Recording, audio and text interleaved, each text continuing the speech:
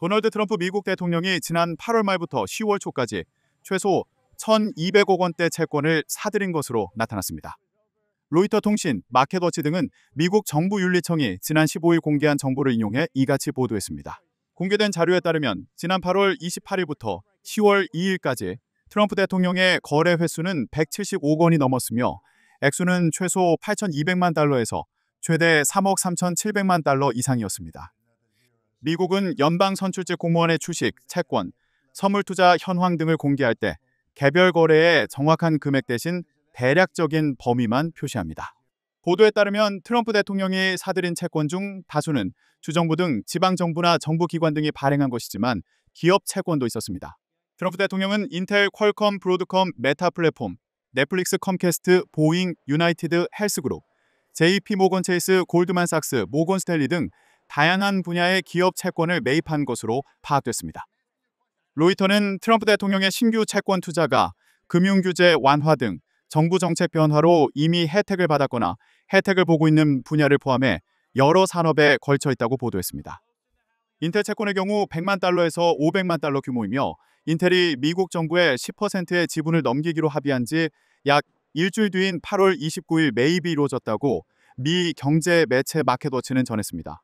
백악관은 논평 요청에 즉각 응하지 않았습니다. 다만 이전에 백악관과 미 정부는 트럼프 대통령이 투자 결정에 관여하지 않고 있고 금융기관이 관리하고 있다면서 투자와 관련된 의무 신고를 계속해왔다는 입장을 밝힌 바 있습니다. 트럼프 대통령은 앞서 공개한 자료에서는 지난 1월 취임한 이후 8월 중순까지 최소 1억 400만 달러 규모의 채권을 매입했다고 밝힌 바 있다고 마켓워치는 전했습니다. 코로나19 팬데믹 이후 전 세계적으로 심화한 인플레이션 흐름에 최근 관세 여파까지 겹치면서 미국 내 소비 양극화 현상이 뚜렷해지고 있습니다. 미국 서부 지역의 대표 신문사인 로스앤젤레스 타임스는 16일 맥도날드, 델타항공 호텔, 체인 등의 매출 실적과 연체율 자료를 토대로 최근 소비 동향 변화를 분석했습니다. 미국의 소비 양극화 논란을 촉발한 것은 지난 8월 발표된 맥도날드의 2분기 실적 결과였습니다. 맥도날드의 2분기 매출은 작년 같은 기간보다 5% 늘었지만 주 고객층인 저소득층의 매장 방문은 두 자릿수 비율의 감소세를 보였습니다. 반면 고소득층 방문은 저소득층 방문이 줄어든 만큼 늘었습니다. 중산층 고객의 방문은 미미한 증가세를 보였습니다. 이런 소비 양극화는 맥도날드 제품의 급격한 가격 인상 탓이 크다는 분석입니다.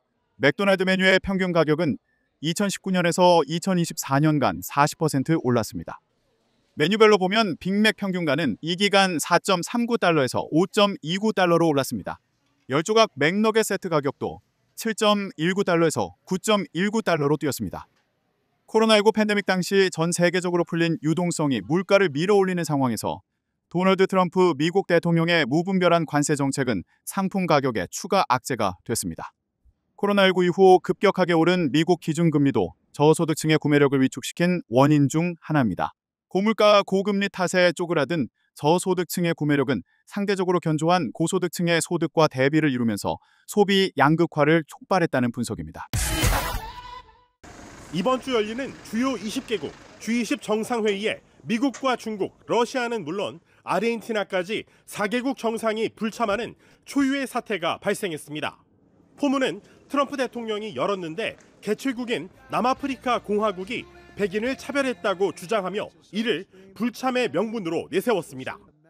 You know, I'm not going to. We have a G20 meeting in South Africa. South Africa shouldn't even be in the G's anymore because what's happened there is bad. I'm not going. What's going on? 하지만 속내는 트럼프 대통령이 세계 여러 나라와의 조율과 합의를 중시하는 다자주의 외교를 꺼리기 때문이라는 분석입니다. 실제로 트럼프 대통령은 유엔 분담금을 줄이며 서서히 발을 빼는 모양새. 대신 1대1로 개별 국가 정상들과 만나 강한 힘으로 압박해 양보를 얻어내는 양자 외교를 선호하고 있습니다. 세계 최대 규모의 미국 시장을 무기로 삼아 각국 정부와 별도로 관세 협상을 벌여 대규모 대미 투자를 이끌어냈습니다. 하지만 국제 규범 대신 힘의 우위에 기반한 양자 외교가 당장은 편리하지만 동시에 미국의 외교적 영향력도 빠르게 위축되고 있습니다. 당장 유엔 안전보장이사회가 17일 미국의 가자지구 평화구상 결의안을 놓고 표결을 진행하지만 채택을 장담하기 어려운 상황입니다. 그동안 G20 등 국제 무대에서 미국과 함께 목소리를 내며 영향력을 키워왔던 한국의 외교적 부담도 커질 수밖에 없다는 우려도 나오고 있습니다. 유엔에 이어 G20 정상회의까지 트럼프 행정부의 거리두기가 이어지면서 국제사회에서 다자주의 외교의 근간이 흔들리고 있다는 지적이 나오고 있습니다. 뉴욕에서 YTN 이승윤입니다. 스콧 베선트 미 재무장관은 중국과의 무역 합의문이 아직 마무리되지 않았지만 이달 안에 세부 합의를 마칠 계획이라고 말했습니다. 시진핑 중국 국가주석은 트럼프 대통령을 존경하고 있다면서 중국이 정상회담 합의를 지킬 것으로 기대한다고 강조했습니다.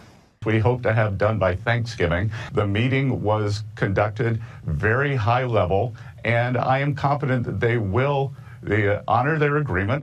지난달 부산에서 열린 미중 정상회담에서 중국은 히토류 수출 통제를 1년 동안 유예하기로 했고 미국은 중국에 부과했던 이른바 펜타닐 관세를 10%로 낮추기로 합의했습니다. 그러나 중국이 미국의 군사기업에는 히토류 공급을 차단할 거라는 전망이 제기되면서 베선트 장관은 미국이 쓸 수 있는 카드가 많다고 경고했습니다. We have lots of levers, but to come out and say this before the agreement's even inked, I think is irresponsible. 미국 내 계속되고 있는 고물가 우려에 대해서도 진화에 나섰습니다.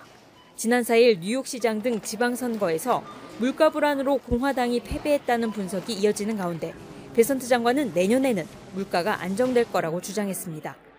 팁과 초과 근무 수당 세금 공제가 환급돼 실질 소득이 늘어날 거라며 관세 수입 증가분을 미국 가정에 $2,000씩 나눠줄 거라는 계획도 다시 언급했습니다. I think Americans are going to feel it in the first quarter, second quarter. I think 2026, thanks to President Trump's signature plans, is going to be a great year for working Americans, for the markets. 관세 판결 전망에 대해서는 전통적으로 대법원이 대통령의 핵심 정책에 개입한 적은 없다며 연방대법원이 혼란에 뛰어들지 않을 거라고 덧붙였습니다. 워싱턴에서 YTN 홍상입니다. 마약과의 전쟁을 내세우며 카리브해에서 군사작전을 펼치고 있는 미국. 마약 운반선 격침에 이어 최근엔 세계 최강 항공모함까지 동원하면서 압박 강도를 한층 높이고 있습니다. 이런 가운데 트럼프 대통령이 베네수엘라를 향한 다음 단계 조치를 결심했다고 말했습니다. I sort of made up my mind. I mean, I can't tell you what it would be, but I sort of made up my mind. I can't tell you what it is, but we made a lot of progress with Venezuela in terms of stopping drugs from pouring in. 트럼프 대통령이 언급한 다음 단계 조치는 베네수엘라 영토에 대한 공습 등 군사작전일 거라는 분석이 나옵니다. 이와 관련해 워싱턴 포스트는 벤스 부통령과 헤그세스 국방, 루비오 국무장관 등이 베네수엘라 타격 여부와 타격한다면 어떤 방법을 택할 것인지 등을 논의하는 비공개 회의를 연일 진행 중이라고 보도했습니다. 베네수엘라 정부도 대응 강도를 높이고 있습니다. 대규모 군 동원령을 내리고 장기전에 대비하면서 동시에 부당한 전쟁은 없어야 한다고 국제사회에 호소하고 있습니다. Paren la mano enloquecida de quien ordena bombardear, matar y llevar una guerra a Sudamérica, al Caribe. ¡Detengan la guerra! ¡No a la guerra! 베네수엘라를 향한 트럼프의 군사작전은 미국 내에서도 비판 여론이 높습니다. And if he's going to invade or do something with Venezuela, he needs to make his case. Because right now there's zero case being made for why we would do this with Venezuela. 마두로 정권 교체가 진짜 목적이라는 비판과 함께 국제법 위반이라는 우려가 나오지만 트럼프 대통령이 다음 단계 조치를 사실상 결심했다고 밝힌 만큼 군사작전 가능성은 급격히 커진 셈입니다. YTN 박영진입니다. 미국에서 커피 값은 1년 만에 20%나 뛰었습니다. 미국 커피 수입의 절반을 차지하는 브라질과 콜롬비아에 고액의 관세를 부과하자 순식간에 가격이 뛰었습니다. 커피뿐만이 아닙니다. 바나나 같은 농산물 가격도 대부분 10% 가까이 상승했고 소고기 제품도 비슷하게 올랐습니다. We're really trying to hold prices because when prices go up, nobody wins. 살인적인 물가는 곧바로 여론의 심판으로 되돌아왔습니다. 최근 치러진 미니 중간선거에서 줄줄이 참패하자 트럼프 대통령은 결국 장바구니 물가 부담을 덜기 위해 관세 인하를 택했습니다. 관세 면제 품목에는 소고기, 커피, 또 바나나와 파인애플을 비롯한 열대 과일, 향신료 등이 포함됐습니다. 앞서 중남미 4개 나라와 농산물 관세를 내리거나 없애는 무역 협정에도 합의했습니다.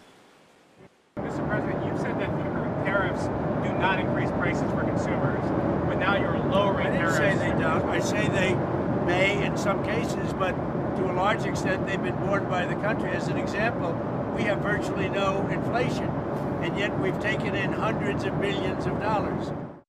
하지만 여전히 관세 부담이 물가에 온전히 반영되지는 않은 상황이어서 품목별로 관세 인하는 더 줄을 이을 가능성도 있습니다.